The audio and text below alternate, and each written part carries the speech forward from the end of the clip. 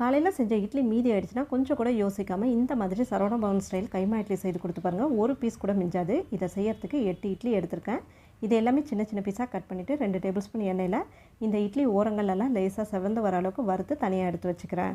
இப்போ திரும்பவும் 1 டீஸ்பூன் எண்ணெயில் 1 டீஸ்பூன் சோம்பு, 2 பச்சை மிளகா, 1 கப் அளவுக்கு பொடியாக நறுக்கின பெரிய வெங்காயம் சேர்த்து கண்ணாடி பதத்துக்கு நல்லா வதங்கி வந்ததும் 1 கப் அளவுக்கு தக்காளியும் சேர்த்து நல்லா மசிய வதக்கிட்டு 1 டீஸ்பூன் இஞ்சி பூண்டு பேஸ்ட் சேர்த்து பச்சை வாசனை போக வதக்கிக்கிறேன். கூடவே அரை கப் ஃப்ரெஷ்ஷாக இருக்க பச்சை பட்டாணி சேர்த்து 2 நிமிஷம் நல்லா வதங்கினதும் அரை டீஸ்பூன் மஞ்சள் தூள், 1 டீஸ்பூன் மிளகாத்தூள், 1 டீஸ்பூன் கொத்தமல்லி தூள், 1 டீஸ்பூன் கரம் மசாலா, அரை டீஸ்பூன் உப்பு சேர்த்து நல்லா எண்ணெய் பிரிய வதங்கினதும் 1/4 கப் அளவுக்கு குடமிளகாய் சேர்த்து 1 நிமிஷம் கலந்து விட்டுட்டு 2 டேபிள் ஸ்பூன் தண்ணி சேர்த்து நல்லா கலந்துட்டு இப்போ இது கூட நம்ம வறுத்து வச்ச இட்லி எல்லாம் சேர்த்துட்டு எல்லாமே நல்லா கோட் ஆகிற மாதிரி மிக்ஸ் பண்ணிவிடுங்க. கடைசியாக கொஞ்சமாக கொத்தமல்லி தழை சேர்த்து நல்லா கலந்து விட்டுட்டு கொஞ்சம் வெங்காய தயிர் பச்சடியும் லெமனும் வச்சு சர்வ் பண்ணி பாருங்கள். ஒரு பீஸ் கூட மிச்சம் இல்லாமல் மொத்தத்தையும் காலி பண்ணிவிடுவாங்க.